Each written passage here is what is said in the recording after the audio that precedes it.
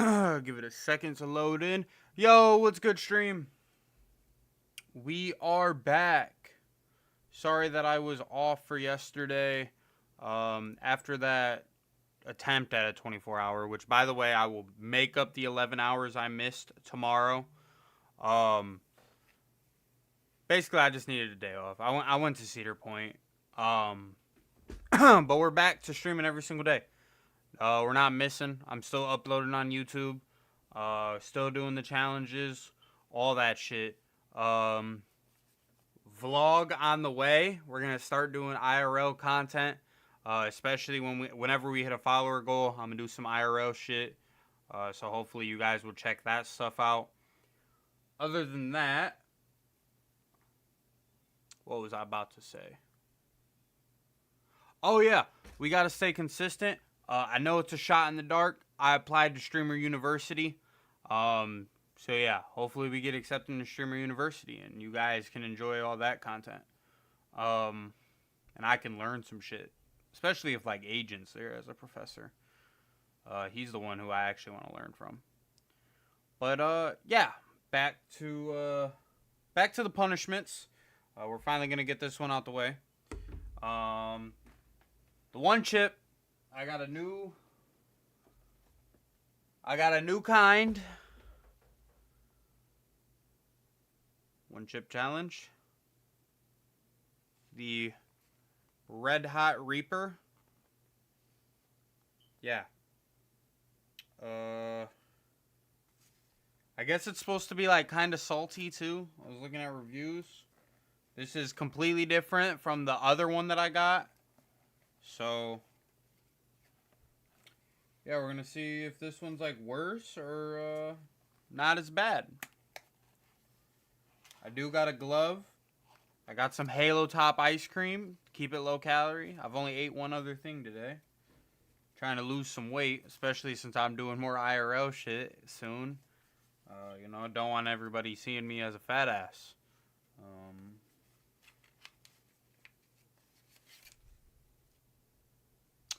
Okay, open up the box. Throw that in there. Oh, it came with the glove. Fuck it, I'll put on both. Eat at your own risk. Not everyone will enjoy the extreme heat. Mouth on fire, running nose, a lot of F words. Oh, I do that on the regular. Glove.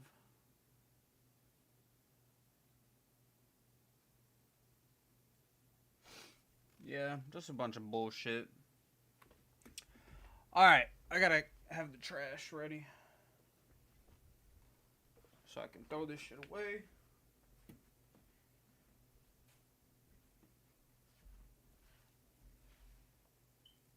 Turn on this light so y'all can see it. Here's the chip. That reflections kind of looks like a Dorito. This one actually looks pretty appetizing. The other one looked like fucking death. This one looks pretty good. I literally saved all my calories today for this. Which, by the way, guys, I weigh the most I've ever weighed in my fucking life right now. I weighed in at 237. I'm fucking fat as fuck. So I saved all my calories for this challenge because I just love you guys so much. And I know you guys love to see me suffer. So, for ice cream, I got... What kind is this? Chocolate caramel brownie. Let's hope that shit's gas. Set that there. And then I got cookies and cream. Two pretty low calorie options. They're only like 300 well, a little over 300 calories each. But yeah.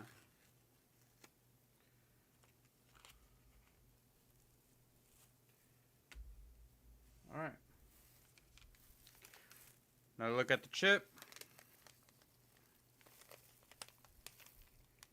How the fuck you open this?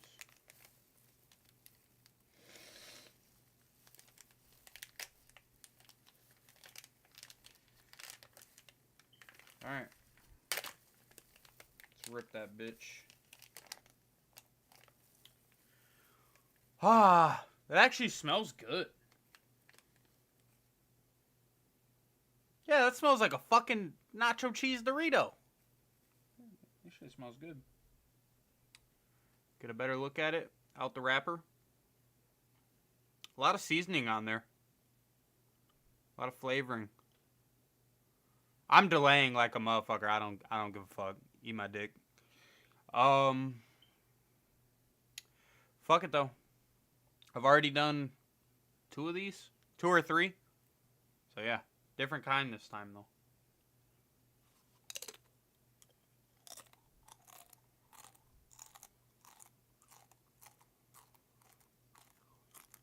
That's stale.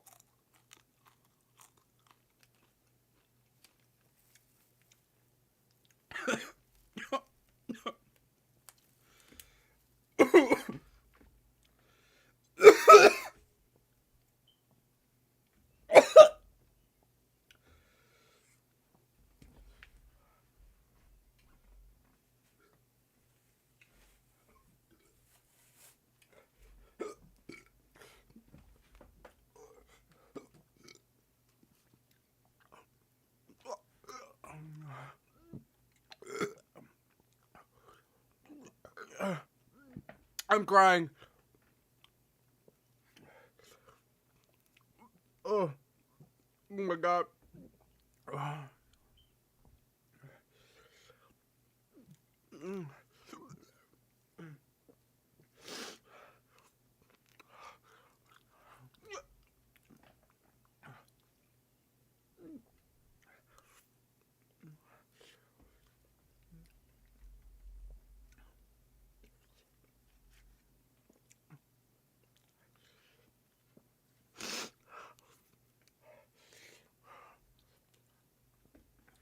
Fuck.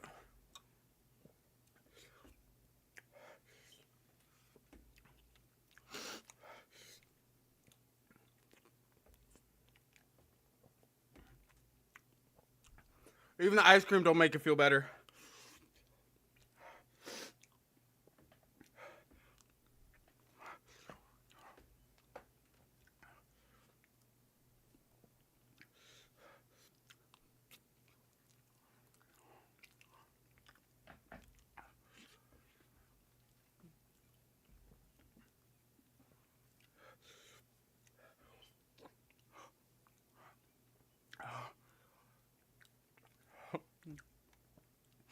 Oh my god.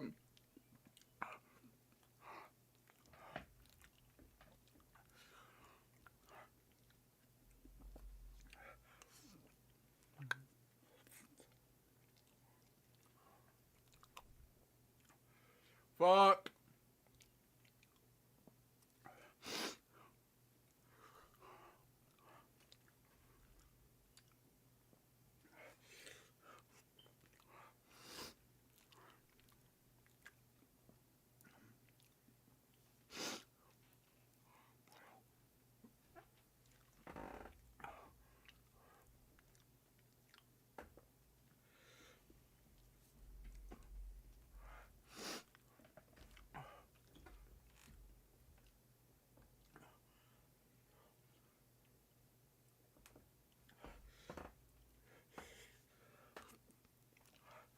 It's so fucking bad.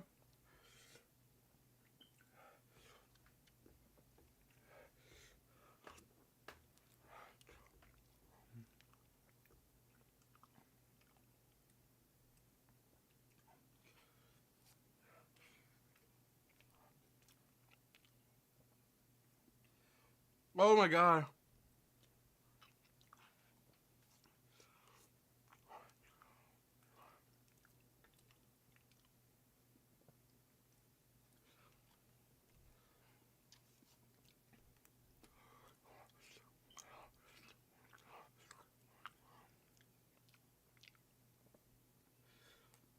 Oh my god.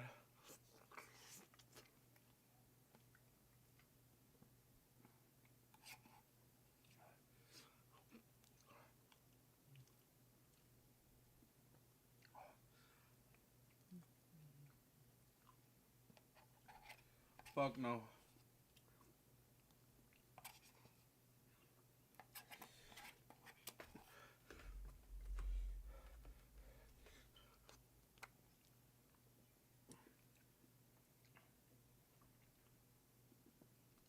It's still so bad.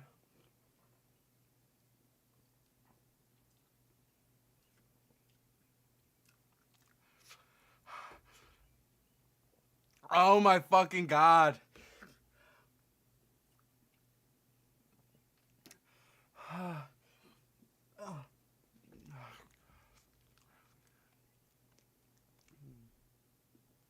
Fuck. Oh.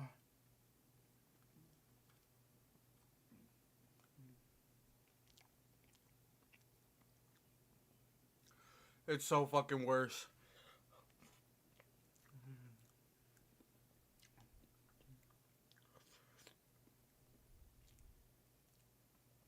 Oh my god.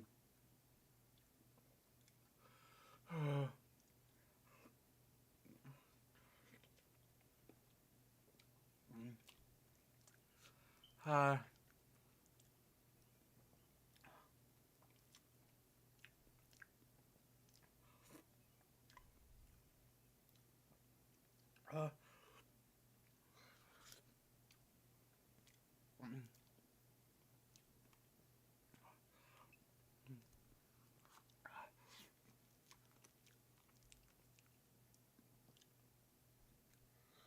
Oh my fucking god.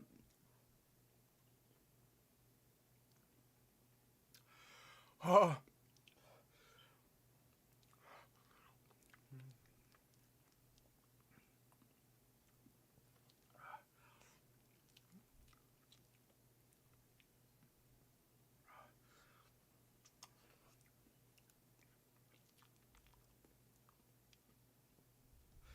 It's like the devil.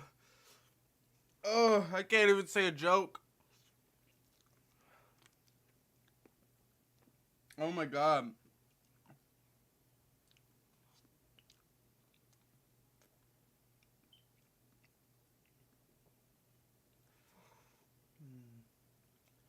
My lips.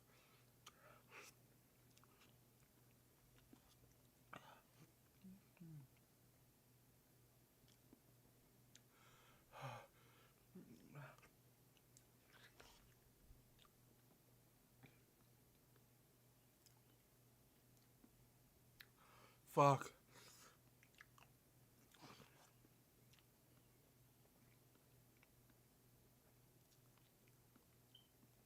Oh, that looks gay.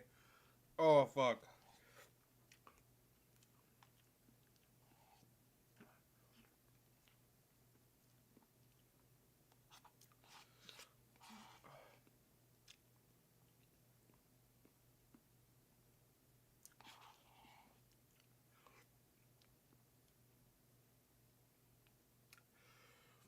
Motherfucker, I just ate this one chip.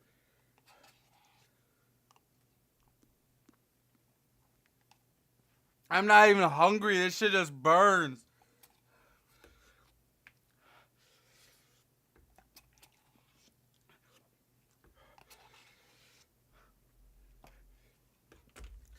Fuck. Ugh.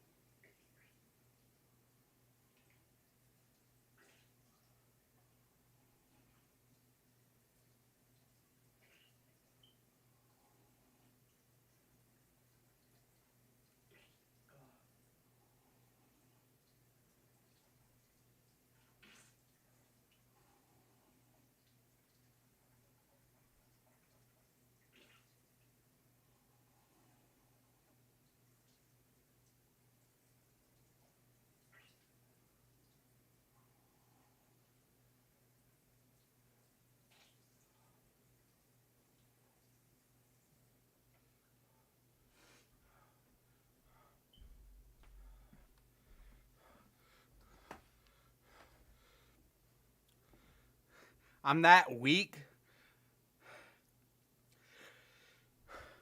Man, I want to see your punk ass do that shit.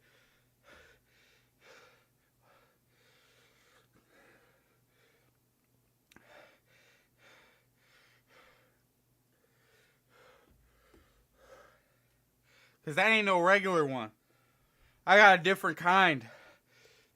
The other one I did was not that bad.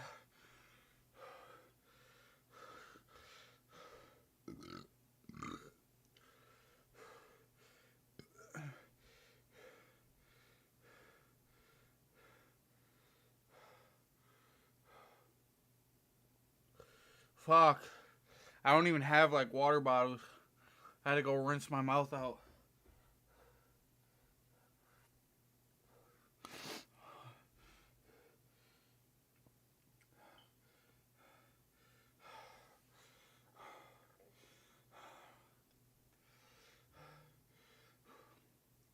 Fuck.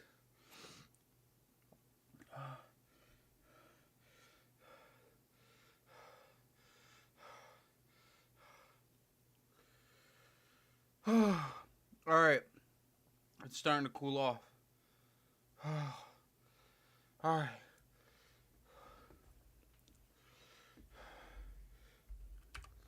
Time to get into this reaction video.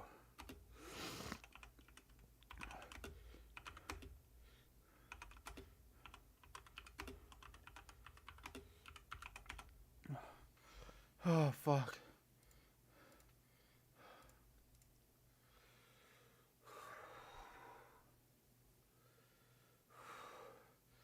Alright. Where the fuck are the feet, though? Man, fuck you. For $1 down, $24.99 a month. I ain't doing shit with no feet. Turn up the heat with Culver's new jalapeno jack pub burger and Man, we got these chicken fucking sandwich. ads playing. I really gotta get ad blocked. Hello. I just keep forgetting to download one. Alright. Oh. Free stream on here. Fuck off. I'm not putting my feet on camera. I need money for that. I'm not doing that for the love of the game. Do it for the stream.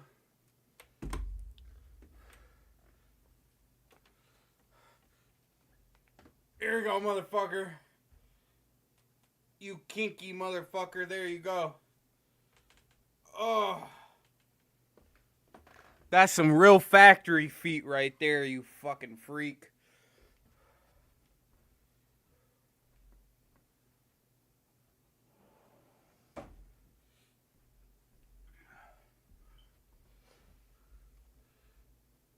Bro, that's weak. Fuck you.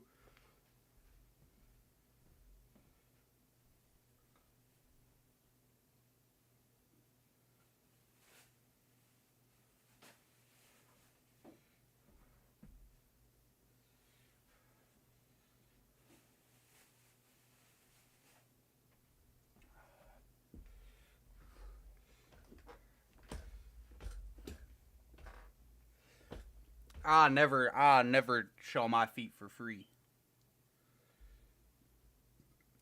Fuck, I feel like I'm about to puke.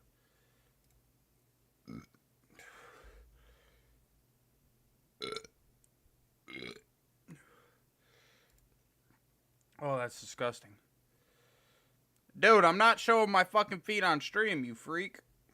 I just did. I'm not fucking recording my feet.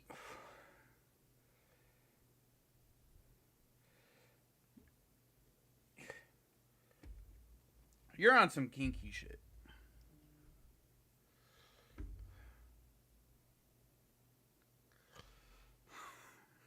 You're on some straight kinky shit. No faking.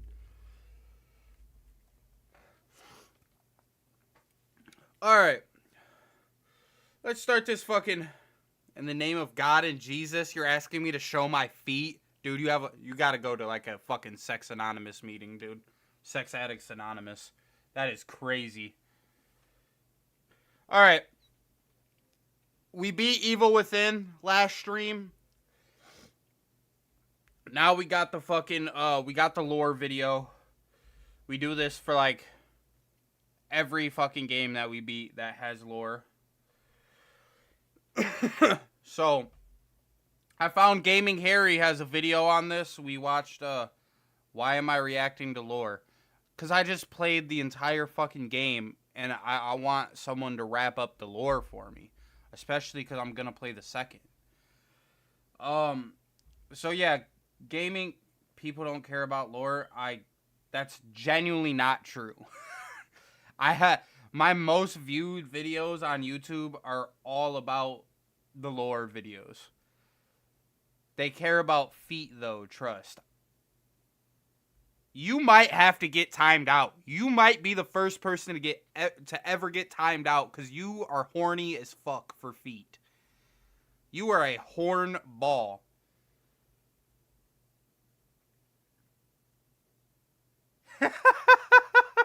Please don't do that. Dude, I'm not actually going to. I'm just saying, man. You're pretty fucking you're pretty desperate to see them bitches. We bros now? Holy shit. You're a hornball. I know you sleep with a fucking just jar of Vaseline, petroleum jelly, just right next to you. But yeah, Gaming Harry did both of the Outlast lore videos that we watched. I really like Gaming Harry, so we're gonna watch his Evil Within video. Fuck, that's a long intro to a reaction video.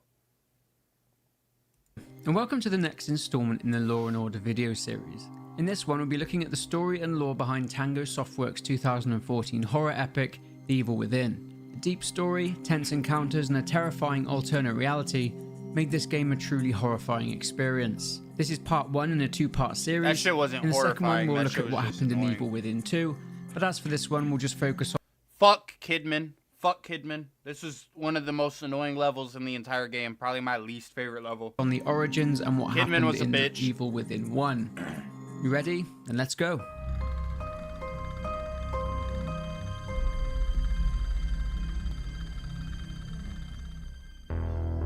Sometime around 2014, 3 police officers driven by Officer Connolly arrive at Beacon Costellos was the only good officer in that car.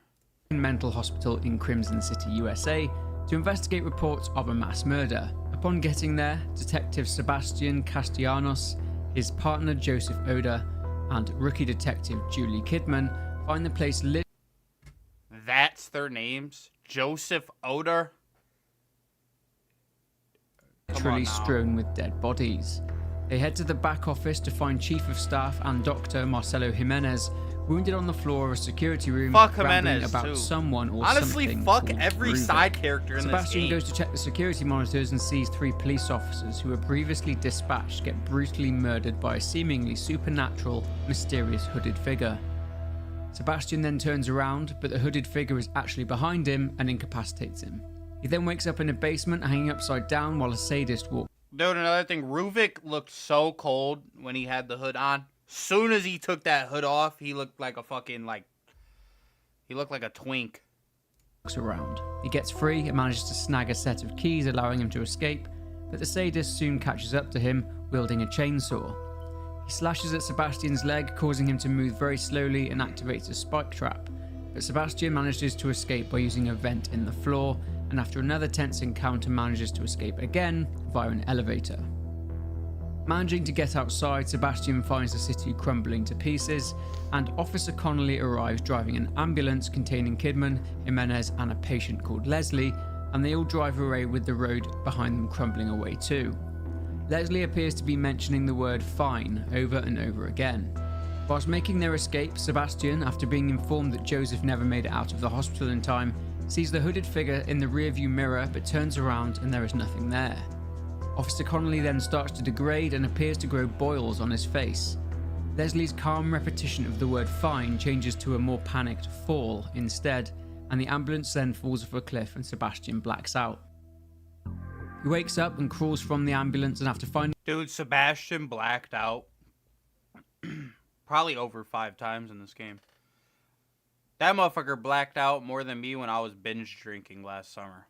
And I blacked out a lot. a light source and a gun, he comes across Officer Connolly. Now hideously transformed and eating a corpse, he runs at Sebastian, forcing him to shoot and kill him.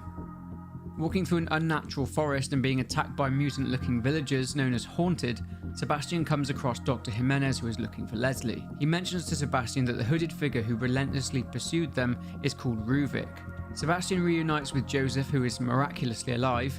However, he seems to be suffering from the same affliction that Officer Connolly succumbed to, but seems to overcome it. They come across and manage to rescue Kidman, who had been trapped in a contraption that was slowly filling up with water. After journeying on some more, fighting vicious enemies such as the Keeper, and constantly being Not even gonna lie, that boss fight, the clip we got from that boss fight against the Keeper, I literally used for my Streamer U application. Me screaming about the Keeper, I put that bitch in my Streamer U application. thrown between ever-changing environments, Sebastian comes across Doc Jimenez standing in front of a contraption called STEM. Sebastian demands to know more about who exactly Ruvik is. Jimenez explains that he and Ruvik were working on a method of linking brains together to create a shared consciousness with one person as the host. He explains that whilst the design and the technology is unprecedented, it currently has an unstable host in Ruvik, and that is why everything seems to be a nightmare. Sebastian notes that Ruvik is essentially a psychopath and they are all trapped inside his head.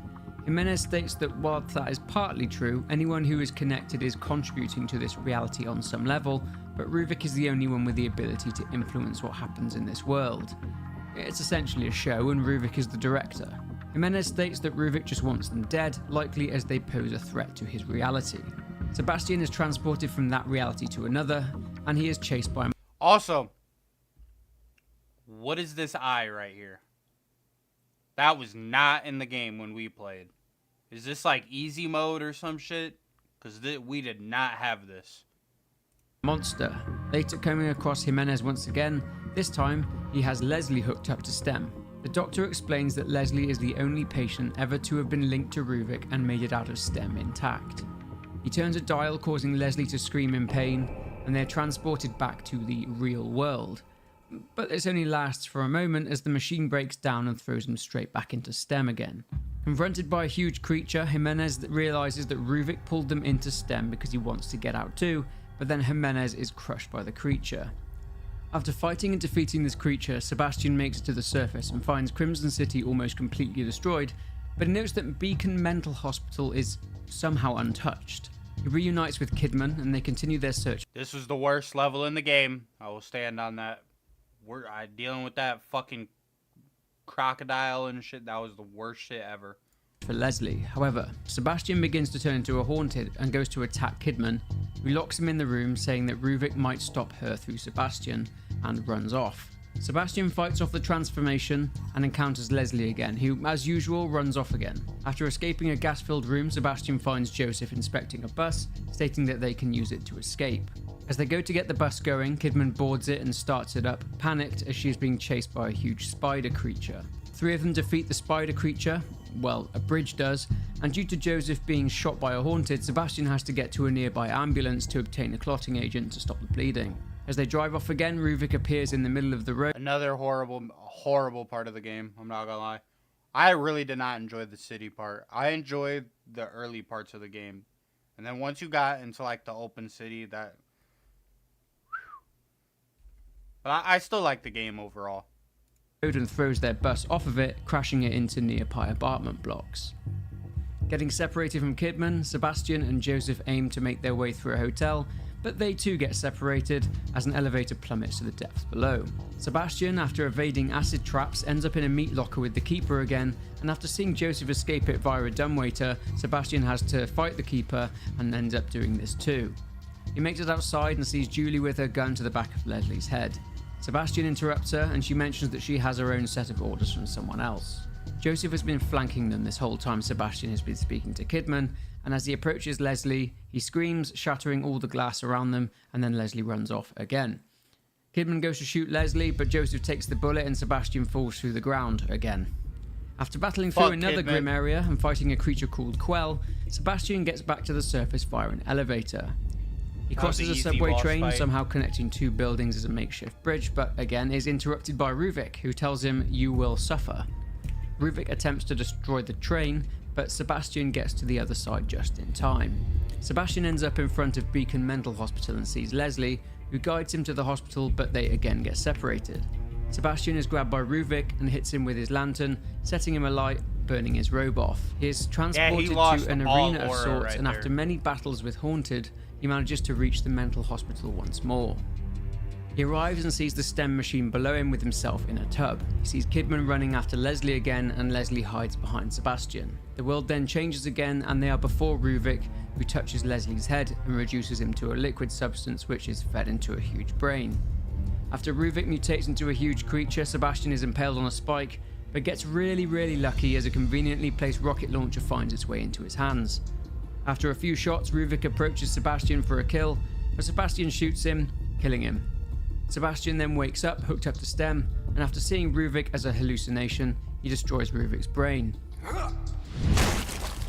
Waking up once more, Kidman is standing over Sebastian and tells him to play dead. He ain't gonna go over how you had to fucking go through like the Scarecrow Arkham Asylum part of that final mission where you gotta avoid all the fucking light. That shit was ass. With everyone gone, he removes the cord which would connect him to STEM. Connolly and Jimenez are dead, reflecting the fact that they actually died inside of STEM. He notices that Leslie is gone and goes outside. To his confusion, he sees Leslie walking away. He gets a crippling pain in his head, and when he looks up again, Leslie is gone. Very long story. I had to condense it slightly as there's so much going on. There are many questions which need answering, so we'll now do our best to unpack this and discover what the heck is going on and what happened. Voting absentee in Michigan is now safe. Fuck you. Go to I need to get an ad blocker. mi.vote to request your absentee ballot. Track your ballot online and see when it is received. Learn more at mi.vote. In Albion, no matter where you go or Come on, what bro. you do, Double. your mount will accompany you on your journey. I gotta edit this out Perhaps the you'll video. pick the ox, a merchant's At one point in the game, Sebastian is confronted by Ruvik and learns his story through memories. Ruben Victoriano, or Ruvik, was born to powerful, wealthy parents. He had a strained relationship with his father. The family lived in a huge manor house. However, despite this privileged upbringing, Ruben was a very disturbed child, but he did have a brilliant mind.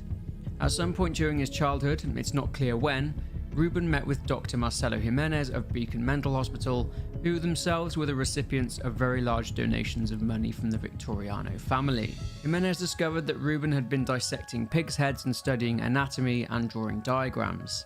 His appearance owes to the fact that the following year he was horrifically burned in a barn fire whilst playing with his sister Laura, who allegedly died sacrificing herself for Ruben. However, a newspaper shows us that Laura somehow survived, at least for a while, and was in a vegetative state. However, Ruben was told by his father that she was dead. Due to his injuries, Ruben's father hid him in the basement of their manor and abandoned Laura, who would have been in hospital, out of Damn, his dad pulled like a Kennedy family. Hid the ugly one in the basement. Said the vegetative one was dead. That's a real Kennedy family pull right there. shame and told his wife that both of their children were in fact dead. It turns out that Ruben's sister's death traumatized him more than his own injuries did. Jimenez leaves a voice memo at one point, stating that Ruben's love for his sister was more on the side of incest, and this seemed to be backed up by a note Sebastian finds in Ruben's room, which seems more like a romantic poem describing Laura. Yeah, Ruben I did at some think he point was fucking snapped Laura due to being locked forever. away in the basement and killed both of his parents and staged it as a car crash, inheriting their fortune. Ruben designed STEM, but only for one purpose: to create his own reality so that he could be with his sister Laura. Ruben continued to make sizable donations to Beacon, but under one condition. Jimenez would provide him with test subjects and equipment in order to advance his research, leading to them eventually working together. Newspaper articles reveal clues as to Ruvik being the mysterious Elk River serial killer, as numerous bodies are found near the estate, and I didn't even pick up on that. I'm not gonna lie, I did not pick up on that at all. in the sewers, having been mutilated and experimented on. When Sebastian burns off Rubik's robe, you can see that part of his skull has been replaced with see-through material exposing his brain. It appears that Rubik was either experimented on himself or in fact did his own experiments on himself. Anyway, after a while working together, Jimenez and Rubin clashed due to the fact that Jimenez published Rubin's research under his own name. Jimenez countered this with an argument that due to Rubin not being an established name, his research wouldn't be taken seriously by the scientific community and would as a result be refuted. According to voice memos from Jimenez in The Assignment and the Consequence, Mobius is an organisation which, although shrouded in mystery, has existed for over 100 years. With an endless pool of money, their main goal? World domination, of course. What is a horror game without a crazy organisation wanting world domination? Facts. They go very high up and have some very powerful people in their pocket, allowing them to conduct shady operations with little to no scrutiny. This newspaper shows patients claiming they were abused and experimented on at Beacon by an unknown agency. Due to their connections, they made it very easy for people to disappear. This is seen through the various missing persons posters in the safe haven. In a research document, we see Jimenez complaining about a reporter who kept sniffing around, and lo and behold, he went missing and is believed to be the mysterious man in the cell whom Sebastian has seen a few times. At some point, Jimenez, the chief of staff of Beacon, that's who that was made a was. member of Mobius, who incidentally owned Beacon Mental Hospital, and Rubin's research on the human brain and his STEM design was picked up by and piqued the interest of Mobius themselves. Mobius were interested and wanted to be involved in its development. Mobius put Rubin in a tight spot. Either he would finish the project for them or they would remove him. Rubin begrudgingly agreed to finish the project, but over time the relationship between Rubin, Jimenez and Mobius got worse. Mobius would go on to nickname Rubin Ruvik, a combination of his first and last name.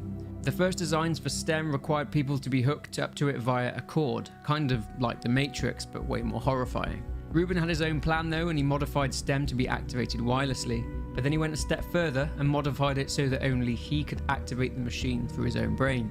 In order to find a way around this, Mobius had a theory that if they could find someone with similar brainwaves to Ruvik, they could use that person to access STEM. Enter Leslie Withers. Leslie Withers was born to a normal family and, as far as we know, had a stable childhood. He was a fairly normal child. That was until he witnessed his family get brutally murdered right in front of him. That caused something to snap in his mind and he became delusional and catatonic. He frequently mutters about going home and taking a train ride, so it does seem that he's in denial about his family being dead. He, as a result of this mental state, was admitted to Beacon and was under the care of Dr. Jimenez, who used him as a test subject in the STEM project. Due to these experiments, he tends not to trust people, but after they prove that they are friendly to him, he soon tends to accept them as an ally. He walks with a shuffling motion, mumbles and mutters to himself, sometimes offering warnings about something that is to come. Jimenez, using Leslie as a test subject, and Leslie's subsequent ability to navigate STEM and exit it too, excited Jimenez, as he also saw this as an opportunity to impress and to rise up the ranks of the Mobius organization I too. didn't find a single Leslie one was of not those like always little like this. mixtapes. He became catatonic after a traumatic experience as a child. I didn't get His any of family these was scenes murdered either. in front of him. Oh, this The must data be would suggest DLC. that brainwave synchronization with Rubin correlates to specific trauma. In this case, Rubin's own loss of family. Due to his trauma being similar to that of Rubik's own trauma, Leslie was identified as having similar brainwave patterns to Rubik, and due to this, was highlighted as a contingency plan. But a contingency plan for what exactly? Well, let's turn back to Mobius for a second. Mobius, or more specifically their leader, known only as the Administrator, demanded for Ruvik to remove the modification he installed so that the capture and use of Leslie Withers would not be necessary. Ruvik, of course, refused, so Mobius had him killed, and they took his brain and used it as the core of STEM. Jimenez was mortified by this act on Ruvik because despite their differences, he saw the potential in him. However, Jimenez became curious about what would happen next, so kept his anger to himself. Mobius and Jimenez continued testing on STEM. What they did not prepare for, however, was Ruvik's consciousness taking over STEM and turning it into what was essentially a nightmare for anyone who enters, killing anyone who makes their way into STEM. Hey Meta, start live translation. ¿Le gustaría que le traiga una sombrilla, señor? Would you like me to bring you an umbrella, sir? Whether you're a professional or just love getting hands-on with your home projects, A report states that patients stated they saw a hooded figure walking towards them, leading Jimenez to speculate that this could in fact be Ruvik. I mean, What did they expect from putting the brain of a serial killing psychopath fueled by hatred and anger into a machine which is powered by a consciousness? They did eventually realise this though and removed his brain from the core, but alas it was already too late, as Ruvik's consciousness had already spread through STEM, and despite the brain's removal it was still in there. So a new plan was hatched. Jimenez and the administrator decided to send in people who were somewhat sane so they could neutralise Ruvik. This is where Sebastian, Joseph and Julie come in. Oh, so he set us up.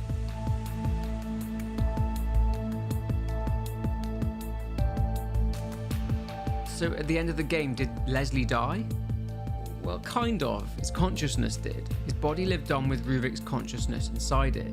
You'll notice that when Sebastian sees Leslie walking away from Beacon, his usual shuffling walk has been replaced by a confident stride, showing us that Ruvik has indeed taken over Leslie's body and exited STEM into the real world.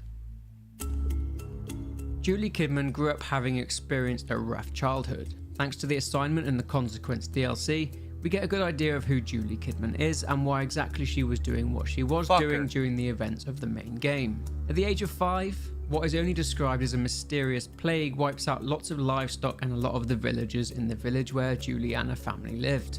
She was neglected by her parents, who had turned to a strange religious sect based in the nearby church in their village, and Julie mentions that they seemed more like a cult. She had finally had enough and left home at aged 14 and returned home years later, but the entire village was deserted. Through documents, we find out that Julie had a very troubled teenage life too, getting into trouble with the law frequently and developing a lengthy criminal record. About to face prison, she was approached by Mobius, who gave her a way out. She could join them, or she could rot in prison. She chose the former and became a Mobius agent. She's referred to by she Mobius was a fucking as Kid. snake the whole At some point in the DLC, Julie sees some indoctrination therapy and reveals that she was subjected to this too when she joined. Through transcripts from interviews with Mobius agents, we find out that Mobius gave Julie an apartment, enough money to comfortably live, and lastly, and more crucially, transferred her to the Crimson City Police Department as a junior detective, which leads to a partnership with Sebastian and Joseph.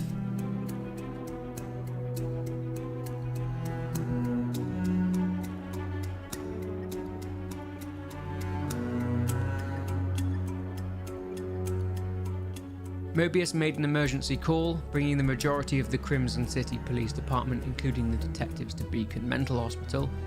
And with their failure to pull Ruvik out of STEM, Mobius have realised they do actually need Leslie now, so Kidman's mission is to get him and bring him back to them, whilst using the two detectives to get rid of Ruvik, I guess. Prior to these events kicking off, she got an injection which would apparently protect her from the effects of Ruvik's influence while she was in STEM. This is seen here when the three detectives are seen walking down a hallway and a shockwave affects Sebastian and Joseph, but not Julie. This also explains why Kidman was perceiving things differently to Sebastian and Joseph. Eventually, she ends up at the church with Leslie and Ruvik turns up. He possesses Leslie, who mimics Ruvik, and Kidman realises at that moment that Ruvik is planning to leave STEM with Leslie as the host body for his consciousness. The administrator appears at this point and says they don't actually even care if Ruvik transfers his consciousness into Leslie, as long as Julie brings him back to them. She discovers that the administrator and Mobius sent her into STEM because she was expendable. That her real reason for being there was not in fact her mission, but that she was only there as a test subject herself. A test for brainwashing Mobius agents. It seems that Mobius could care less about Ruvik getting out. They had instead turned their attention to how they could insert themselves within STEM in order to control people. It seems the injection she received from Mobius was the way for the administrator to try and gain control of her through infused influence. She overcomes it and defeats him, but he mentions that he'll always be a part of Kidman, and then she shoots him. It's quite possible that the administrator that we see in STEM, which harasses and threatens Julie, is just her perception of him. Or it could even be a type of virus inserted into STEM by Mobius in order to test the loyalty of its agents. Either way, there's loads more to Kidman's story, I need money but that for is something we'll be visiting in The Evil Within 2. Hello, Sebastian. Oh, I gotta deal with her bitch ass next game too. So how did everyone end up inside STEM? At first glance, it seems that there isn't a clear point in time in which it's obvious that everyone has been transported into STEM. Well, earlier on I mentioned the wireless modification that Ruvik built into the machine. This, coupled with the growing tensions between Jimenez and the administrator, who tried to claim that Jimenez was not the true creator of STEM, Jimenez decided to betray them and activate the wireless Bro, until you drop like some gifted subs or something, bro, the feet are not being on stream for like longer than a couple seconds, gang. Signal inside there will be no Beacon foot Mental cam Hospital. until money hits my This account. also explains why Beacon Mental Hospital was untouched whilst the city crumbled around it, basically a OF because model at that Beacon point. was the source of STEM. So this is how everyone ended up in STEM, but the line is still blurred somewhat. There was a delay between the point the signal was activated and the merging into the world of STEM. At this point, Ruvik used the opportunity to manifest himself into the real world and massacre everyone at the hospital. You ain't getting no feet Jimenez, for free, man. Hence why Sebastian and That ain't Joseph happening. find him stunned and wounded in an office at the start of the game. We see at the beginning that Joseph seems to experience a headache, and unbeknownst to them, they are already partly in STEM at this point. At some point, Mobius staff turned up and put all their bodies in the bathtubs. Julie, however, given that she is a member of Mobius, isn't hooked up to the machine itself. It's not clear how many people were pulled into STEM as a result of the switch being flipped, but we see many types of people such as businessmen, police officers, SWAT team members, firemen and regularly dressed people too, indicating that many people who are in the surrounding area got pulled in. It's possible that the people who were the haunted just got pulled in and were killed by Ruvik, or they just simply died whilst inside STEM. Ruvik's anger and hatred cause him to call upon and create hideous creatures and monsters through his consciousness, aiding him in killing anyone who attempts to infiltrate his reality. He has managed to manifest his sister inside STEM, but she is different. Maybe it's the hair. But yeah, this is Laura. Oh my god, I hated her. Likely a projection that the sister he thought was beautiful, the sister he loved, the only person who understood him, had been turned into a monster by the fire. So, Julie's parents were part of a local cult. We see this cult symbol in numerous places in STEM, so it's clear they have a large connection. Bro, we played the whole game already. Of course this is spoilers. To STEM. Based in Cedar Hill, where Julie grew up, many of the newspapers detail this church, which link it to some very... All the VODs are up. If you want to go watch a playthrough, all the VODs are still up from last week. Shady business, such as being accused of being a cult, a floor collapsing and revealing catacombs containing people who have been experimented on, and sizable donations and church spending. The donations came from Ruvik's father Ernesto, who was being manipulated by the church. It's quite possible that Ruben's father tried to force the religion onto him, and he hated it. This could be why Sebastian comes across trauma, a monster which resembles a cross being carried on its back, similar to the way Jesus did, depicting Ruben's hatred for his father.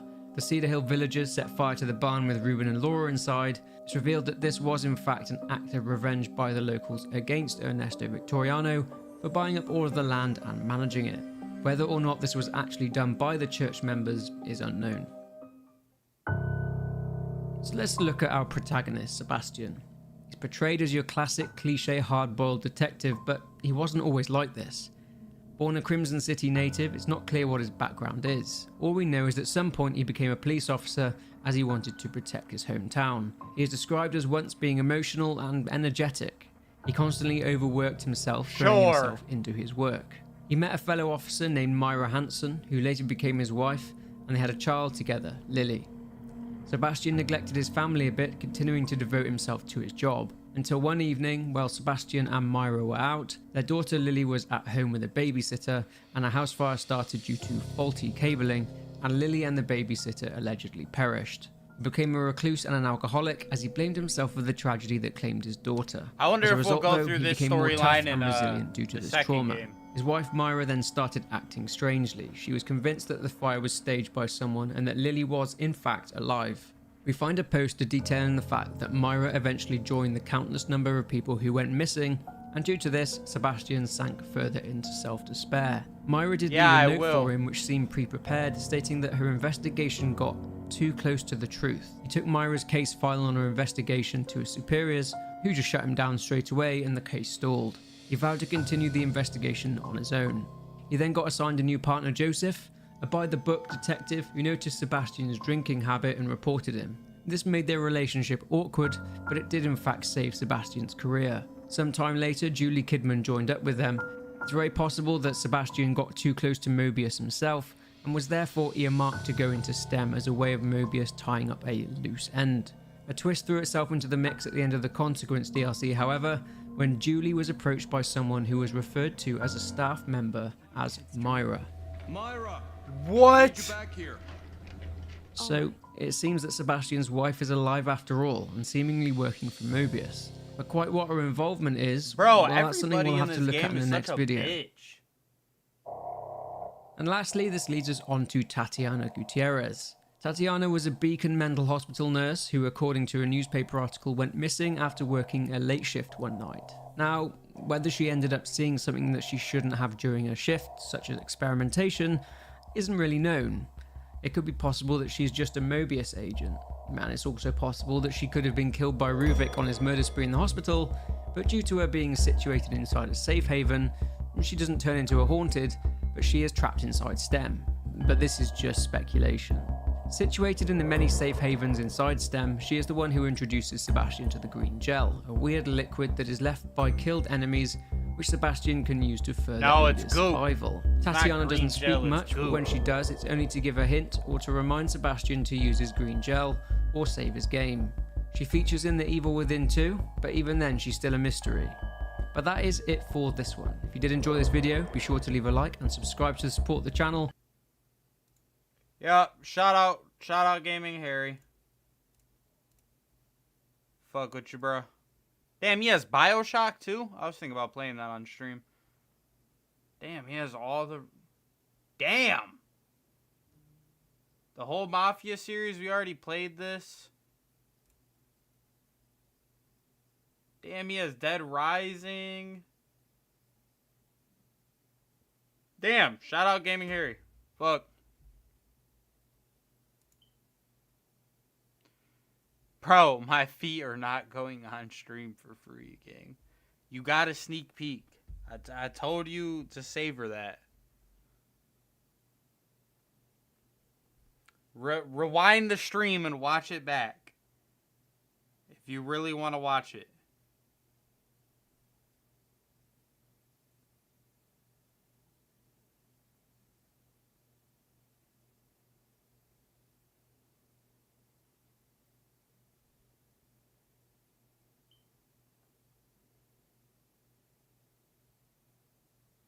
I'm here for the vibes, and a feet stream is the vibe. No, it's not.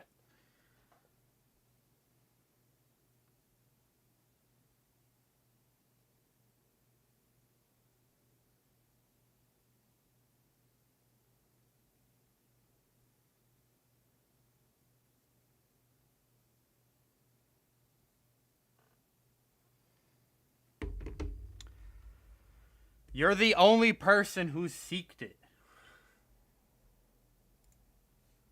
Alright.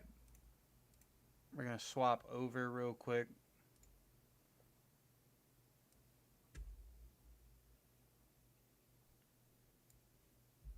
No, but if you do, people will join. You know what? If we hit like another follower goal or something, maybe I will. We just hit our last follower goal last stream.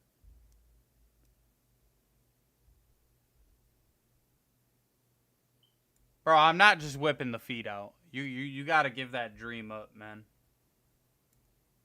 Real shit. Teamwork thing. Dude, you are like extra horned up for some feet. Okay.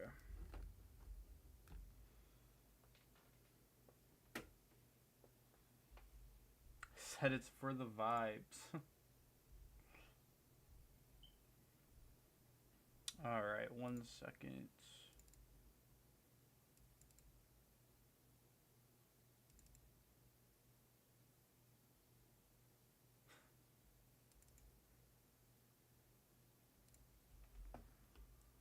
Let me get this going.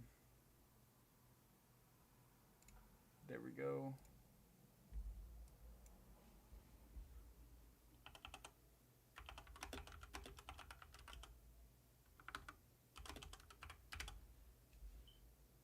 This game set up.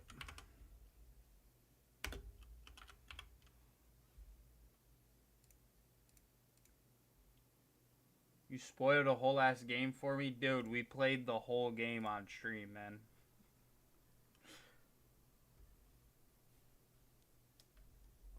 Literally start to finish. We played the whole game.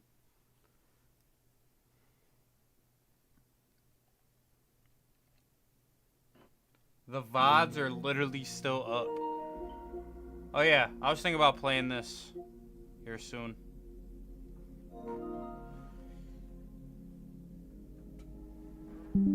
Very respectfully is a feet stream. Dude, you gotta let it go. Not even for me, but for the stream. I think it's for you, man.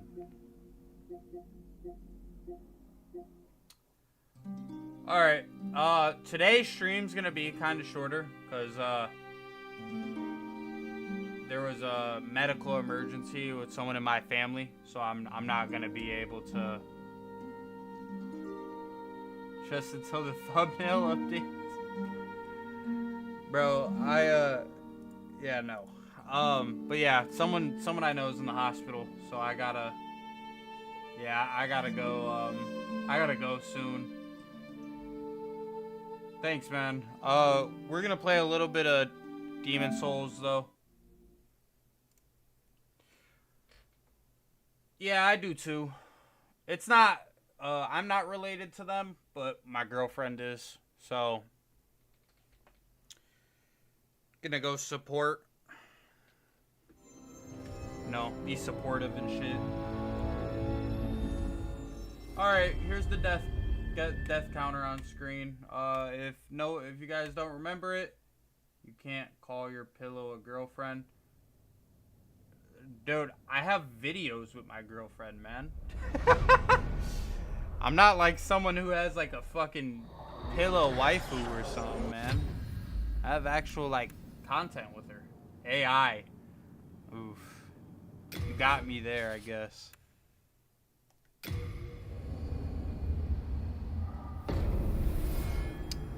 Alright, we're back in this hellhole. Alright. So... here we go. Don't bother playing Dead by Daylight. Absolute cancer of a game. A lot of people who come into the stream like DVD when it gets late.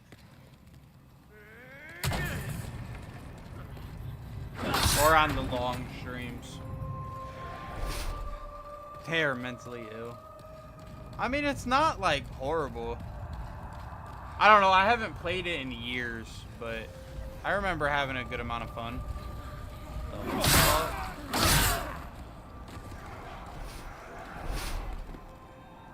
I actually have to mess with this so I can properly see. It is terrible now. Is it really that bad now? What the fuck? He was not here last time.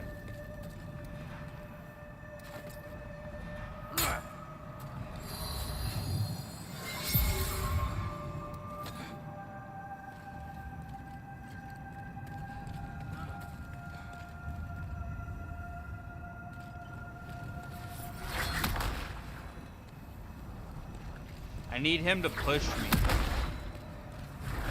Fucker. Come here.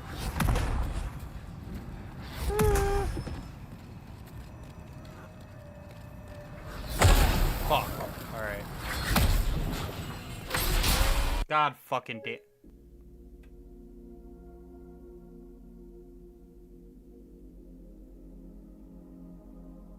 What the hell?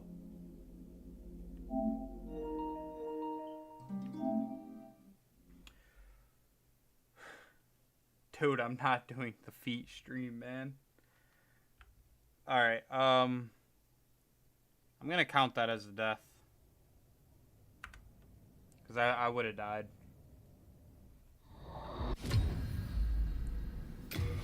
Alright, we're gonna give it one run. We're gonna give it one run, because, yeah, we just hit an hour. So I'm gonna give it a run, see if... No, not that way. I just want to see... I know you will die more, trust I know you suck. Dude, I've been getting a lot better at Demon Souls. I've never really played... This is my first ever Souls game, though. Until I started streaming it, I never played a Souls game. So it's like a... Just the skill is kind of a learning curve. I had never really like played any games like this. Played Dark Souls 1. That is the plan after we get done with this game.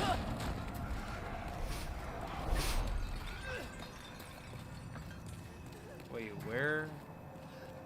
Yeah, right over here.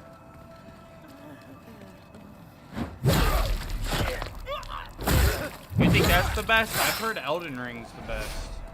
Or Bloodborne.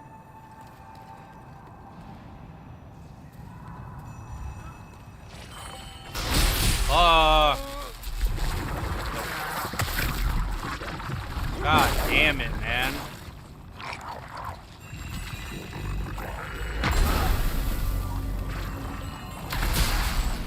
Alright. Alright. We're gonna end stream. We're gonna end stream. I'm gonna play. I gotta play off stream again so I can relearn. I gotta watch the fucking combat tutorials again. Alright, let me stop the recording. Here, bro, before we go. You fucking horned up animal.